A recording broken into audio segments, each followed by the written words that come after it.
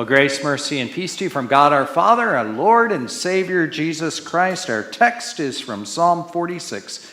God is our refuge and strength and ever-present help in trouble. Therefore, we will not fear. The word of the Lord. You may be seated. Today we're going to talk a little bit about fear, and I want you to just think to yourself, what are the things that you are afraid of? What are the things that you are afraid of? It is interesting to me for big, strong men at how sometimes when they have to crawl under a house and get enmeshed in a spider web with a spider in it, will go running away like little girls because of a spider that's there. My fear really is not so much of spiders. I don't like snakes too much. I work hard to stay away from snakes, but I did learn that if there's not a railing and I'm getting real close to a height, I'm not super crazy about that. And it seems like as I get a little older, I get a little more wary of those types of things. I don't know what your fear may be. It may not be snakes, it may not be spiders, it may not be height, but all of us do have our fears. As you get a little older, some of the fears that come are like when you're retired. Are you going to have enough money for the rest of your life? That's one of the greatest fears of people in retirement. For some, it may be the fear of falling. For some, it may be an economic downturn that was there. I don't know if you were watching the news on Friday and Saturday, but in the world's second largest nuclear nation by the name of Russia, one of their premier fighting forces suddenly turned away from where they were fighting in Ukraine and started taking a trip up a highway to the capital in Moscow. And it was only just by who knows what that they stopped and decided to go back. And the world's just kind of looking and going, this is kind of crazy. It's kind of a strange situation. You know, really, until the advent of the nuclear age, did America really have to worry a whole lot about its enemies because of the Pacific Ocean, the Atlantic Ocean? We were really fairly safe. We're really not scared of Canada too awfully much, right? Or Mexico. We really don't fear them a whole lot. And so we were relatively able to be isolated, at least in terms of, international issues. Unfortunately, the people of God in the Old Testament really did not have that luxury. They were literally right in the crossroads of all kinds of civilizations on that eastern end of the Mediterranean Ocean. And as kingdoms would rise and fall, they would go traipsing all the way through Israel. Now, in terms of being influential, God had a plan. They were right in the middle, the crossroads of the countries, but it did create a lot of challenges. Some of you know, I got a chance to go to Israel. I'm not unloading all of this in one thing, but I will kind of spell some things out as time goes forward. But one of the key things that you need to understand about Israel is there was an IH-35 that went right through the middle of it. Right through the middle. I don't know what the traffic was like, but it went right through the middle of Israel. And ultimately, if you went a little further north, it would get you to Babylon or Nineveh in Assyria, in Iraq, and Iran that's there. On the other end of it, you get down to Egypt. And those areas of whether it was Syria and Damascus, whether it was Babylon, whether it was Nineveh, or whether it was the Egyptians, there was this constant warfare going on because sometimes the pharaohs would rise up and they would be the strong power, and sometimes Babylon would rise up and it would be the strong power. Syria would rise up and it would be its power. And they would go down right through Israel during the Via Maris. That's what it says up there somewhere. During the way of the sea, and it was the trade route. A lot of money went through there. A lot of traffic went through there. And every time an army wanted to go capture more territory, they would go right through the middle of Israel. And Israel would often suffer because of that. Now, Jerusalem is just a little off the highway that's there. And Jerusalem, as you heard about in Psalm 46, called Zion, was originally the fortified hill of a pagan tribe, the Jebusites. The judges were not able to remove them. Joshua was not able to remove them. And it was only until the time of David who came that it was conquered, and David made it his capital. And his son Solomon moved the temple there. That's there. And it was a mighty fortress. And in fact, throughout the years, it got to be even more mighty. Some of you are familiar with the Wailing Wall, or in Israel, it's called the Western Wall. But down below where they do some of the excavations, I want you to just see some of the stones that Herod the Great did. There's one of my friends from the trip. I think the next slide's coming up right there. You can see that rock that's there. This is 100 times bigger than any rock that's in the Great Pyramids. Herod the Great put this up. And why did they put rocks around the city and build big walls? Because they had enemies. And they had to protect themselves. And so that whole idea of finding a fortress, putting it up on a hill, was the essential way of defending yourself, because you had really no other way than your armies. And so if a big old army came through, everybody goes up there and they try to hold out. They need really two things: food and water. And I cannot tell you, as you go to Israel and you see all these cities, they get higher and higher as they go up and are destroyed, and then they build them again and then higher up. Their biggest challenge is how you get water. And wherever there's water, there's a city. Anybody know why Austin is where Austin is? The river, and also Barton Springs. People have been here for thousands of years because of Barton Springs, fresh water coming out of the ground. And that's what they would be doing there too.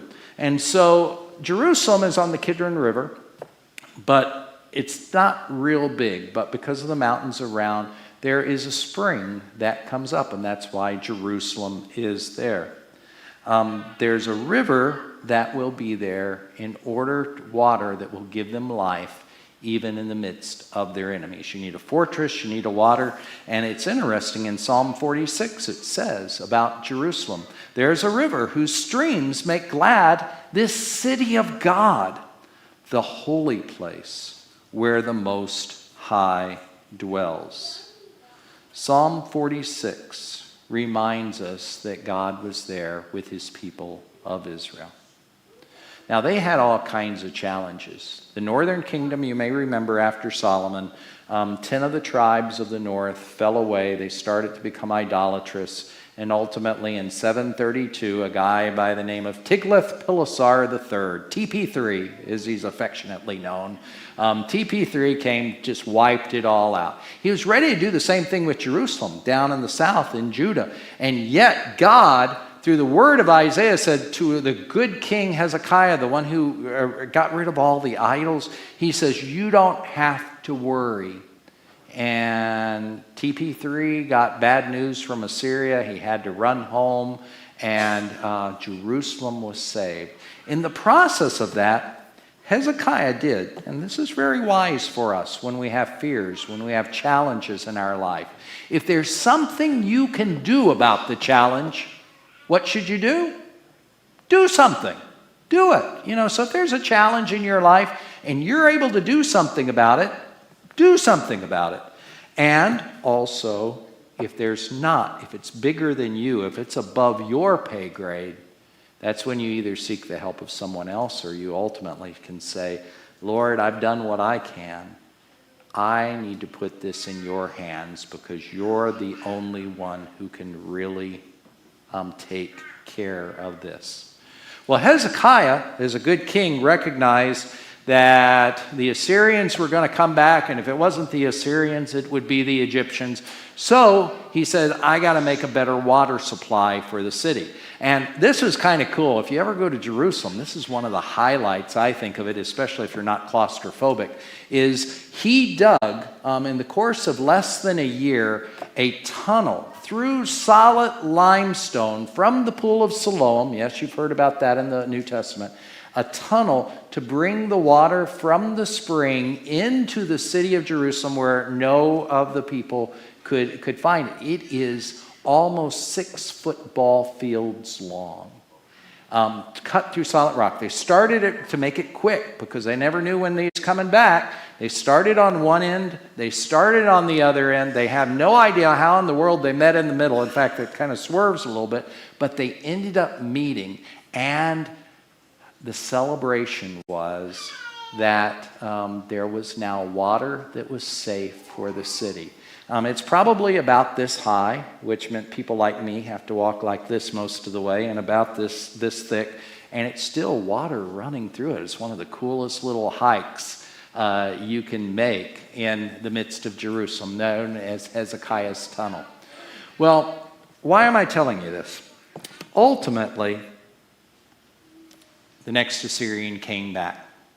He's a guy by the name of Sennacherib, about 20 years later. 701 BC, I want you to just imagine.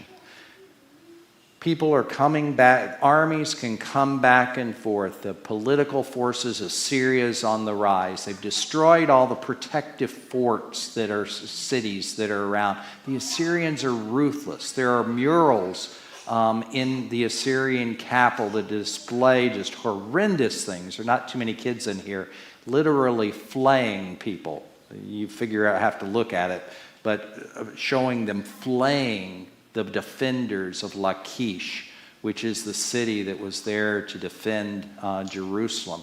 The Assyrians were just bad people. They were the terrorists of the thing. It's the reason why Jonah didn't want to go witness to them, because they were just the bad boys of the ancient world. And Sennacherib ends up outside of Jerusalem in 701 BC, and he has 185,000 soldiers ready to start building siege ramps, ready to start doing all the weapons of war. And they come and they start this PR campaign, speaking in Hebrew to the people as well as to the king, saying, hey, if you come out, don't listen to your king Hezekiah, we'll take you off to a beautiful land. You'll have fig trees, you'll have olive trees, you'll have your own vine. Don't listen to the king. You see us all out here. We will not slaughter and flay you if you surrender your city. Hezekiah recognized this problem was much beyond his pay grade as king. He had done everything that he could, but they weren't going to be able to withstand the Assyrians. And so he goes to the temple. He says, I need a new way of thinking. It says he repented. And he asked the prophet Isaiah, what should I do? And Isaiah prophesied that day. It says, this is God's holy city. God will protect it. You are a faithful king, and God's going to take care of your problem.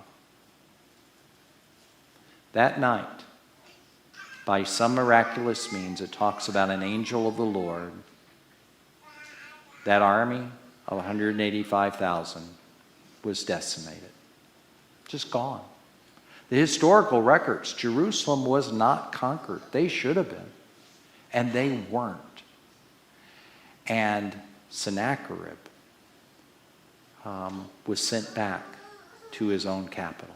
It was an amazing defeat, and the Israelites didn't fire a single shot. Some people want to rationalize it as a sickness going around or fear or some issue. I don't know exactly what happened, but the Bible makes it very clear. It was the power of God that destroyed that army without any help from the Israelites. And they were saved that day. Why did I tell you that story? We do not know when Psalm 46 was written. It could have been before Hezekiah was even born. It could have been before the issues that were going on with Assyrians attacking them. It could have been right after they were looking out at this devastated army with all their weapons and all these dead people outside of their walls and recognizing they had a victory. Or it could have been later. But I want you to just listen to these words of Psalm 46 with that context in mind of a God who saves us without our help. God is our refuge and strength, not those walls, an ever-present help in trouble.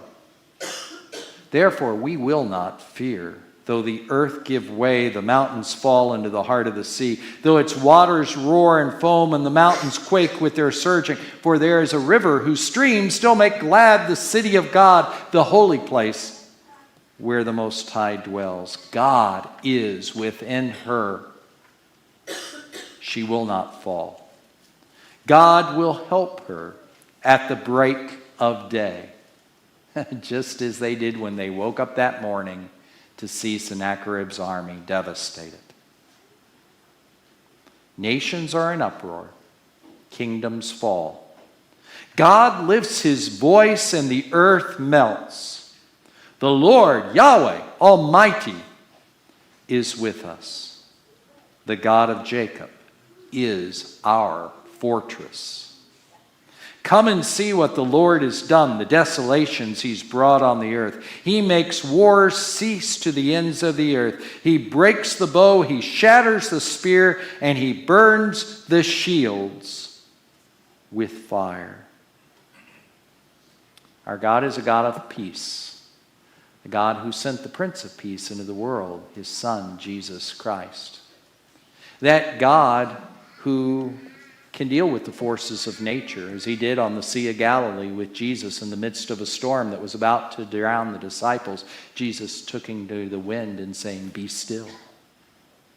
And it was. Jesus, who could look at a demon-possessed person and say, "Be quiet," and cast those demons aside. Jesus, who could deal with the food insecurity of 5,000 people out in the middle of nowhere and take a few loaves of bread and fish and make sure everybody is filled and that there's more to go around. Jesus, the God who is with us, Emmanuel, that's what it means. The God who is with us, who on the cross said, "It is finished." A dark, horrible thing that God was able to turn around for the salvation of the world.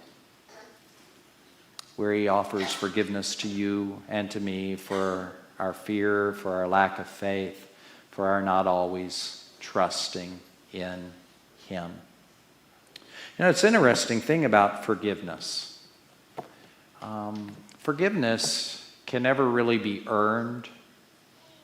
It can never be deserved. Forgiveness ultimately always has to be given by the person who has been offended, by the person who's been hurt. You can never go to somebody if you've really hurt them or offended them and say, "I deserve your forgiveness. You have to forgive me." That doesn't work that way. Forgiveness is a gift.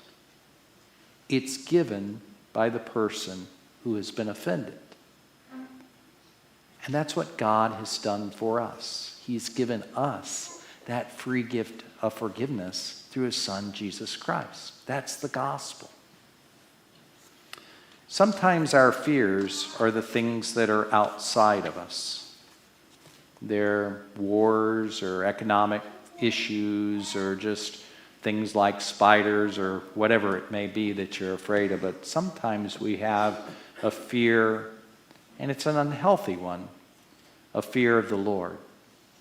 To recognize our sin and to recognize that God is holy. And I want to transport you just a little bit from the time of Hezekiah in 701 BC to about 2,300 years later in the 1500s.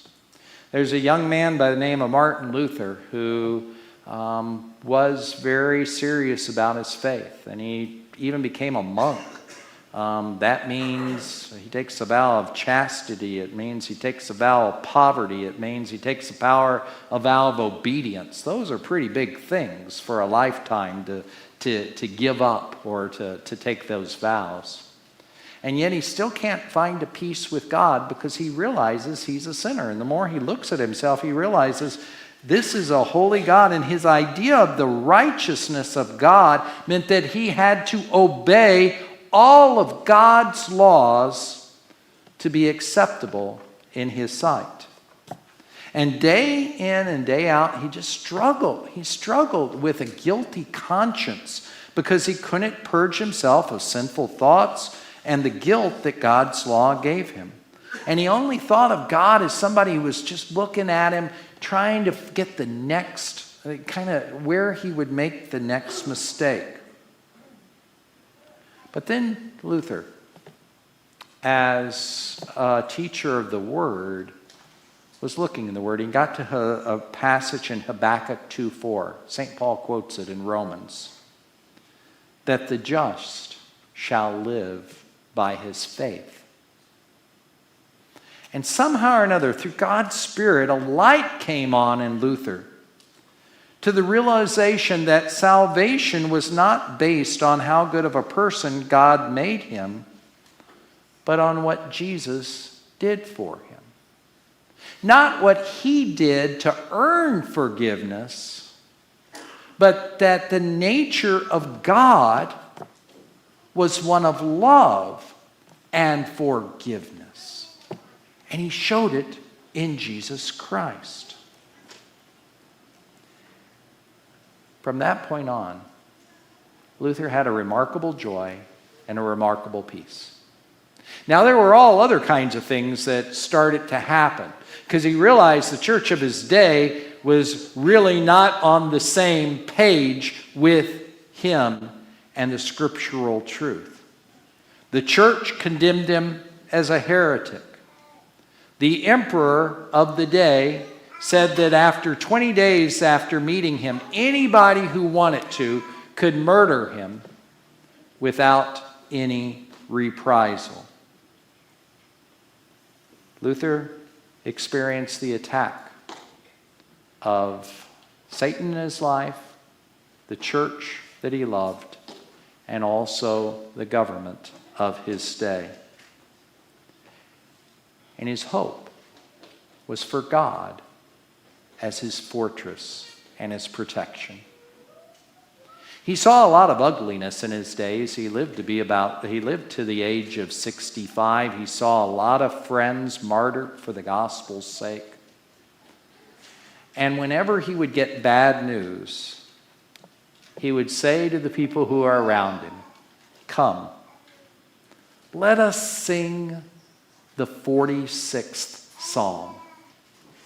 Come, let us sing Psalm 46. That's where that hymn, A Mighty Fortress, really came from. It was from seeing the fears and the challenges that were constantly around him, but recognizing that God was his fortress and strength. And I don't know about you, but it's hard for me to remember things. But sometimes when I sing them, it's amazing how the brain just kind of works and it becomes real. And I'm going to give you a little secret, at least for the passages that I've chosen this summer, pretty much all of them has a song that is associated with them. Because if I want you to remember something, I think you'll remember it best if we sing it somehow or another. That brought a wonderful peace to Luther in very turbulent times.